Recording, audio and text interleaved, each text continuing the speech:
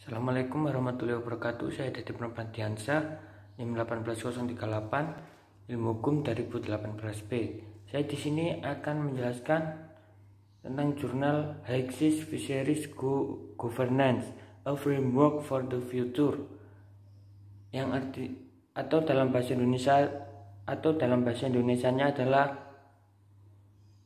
tata kelola perikanan di laut lepas, kerangka kerja untuk masa depan.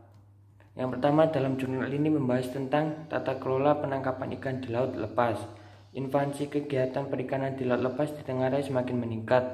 Hal ini dipengaruhi oleh beberapa hal, diantaranya yaitu adanya teknologi pelayaran yang semakin maju atau berkembang, sehingga memudahkan penangkapan ikan di laut lepas yang berdampak pada tidak seimbangnya antara penangkapan ikan dan perkembangan populasi ikan di laut.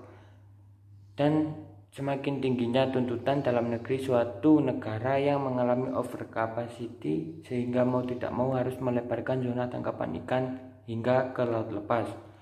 Laut lepas adalah laut bebas atau dikenal dengan istilah res nullius, di mana laut merupakan wilayah perairan yang tidak dimiliki oleh siapapun, yang artinya laut lepas dapat dimanfaatkan oleh setiap negara, baik negara berpantai maupun negara tidak berpantai. Tetapi pemanfaatan laut lepas hanya untuk kepentingan damai, dan tidak ada suatu negara yang boleh mengklaim bagian laut menjadi miliknya atau berada di bawah kedaulatannya.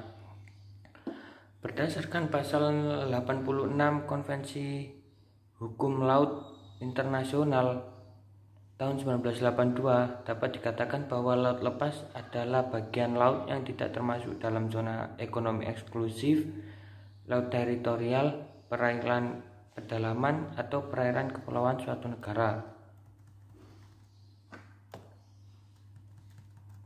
Dalam Konvensi Hukum Laut 1982 menyebutkan bahwa laut lepas merupakan zona maritim yang berada di luar yurisdiksi nasional. Kebebasan di laut lepas sebagai perwujudan doktrin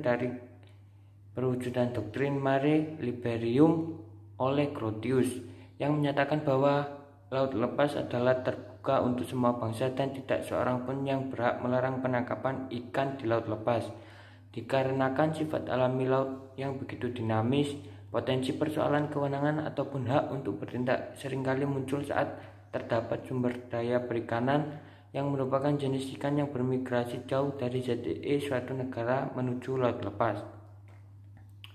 Pada pasal 87 ayat 1 Konvensi Internasional tahun 1982 mengatur tentang 6 jenis kebebasan di laut lepas, yakni yang pertama kebebasan berlayar, yang kedua kebebasan untuk melakukan penerbangan di laut lepas, yang ketiga kebebasan untuk memasang kabel dan saluran-saluran pipa di bawah permukaan laut dengan memperhatikan ketentuan-ketentuan bab 6.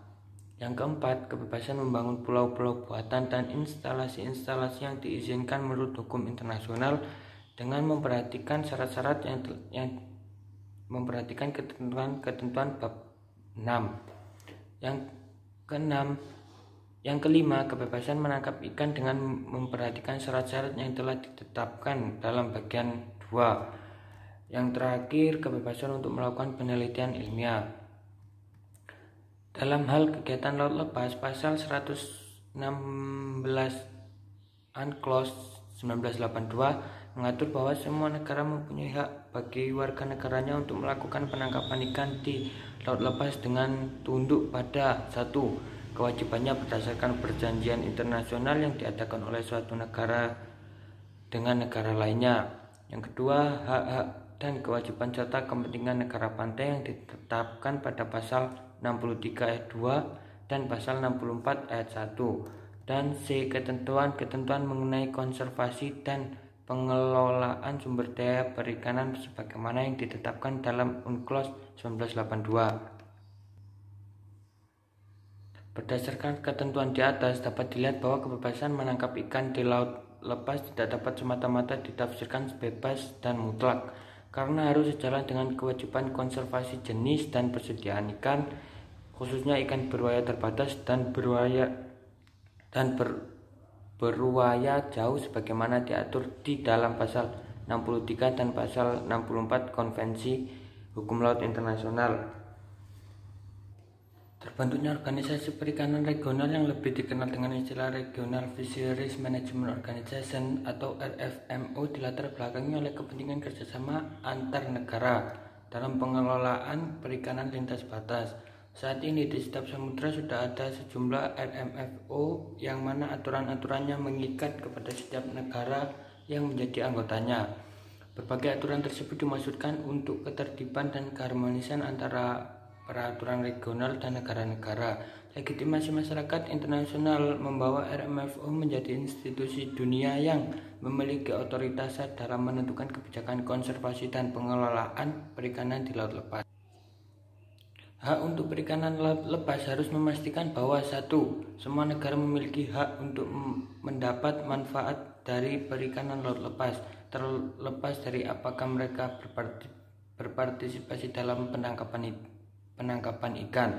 Yang kedua, semua pemanenan adalah berkelanjutan secara lingkungan. Dan yang ketiga, manajemen agensi bertanggung jawab.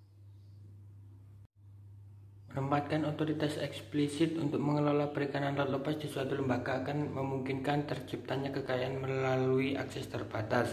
Manajemen perikanan laut lepas yang efektif tidak akan bergantung pada kapasitas dan kemauan negara-negara bendera untuk memenuhi tanggung jawab mereka. Struktur kepemilikan perusahaan untuk agen manajemen akan memungkinkan negara untuk memilih dan menerima pengembalian sesuai dengan kepemilikan saham mereka. Manajemen perikanan laut lepas yang efektif tidak akan bergantung pada kapasitas dan kemauan negara-negara bendera untuk memenuhi tanggung jawab mereka.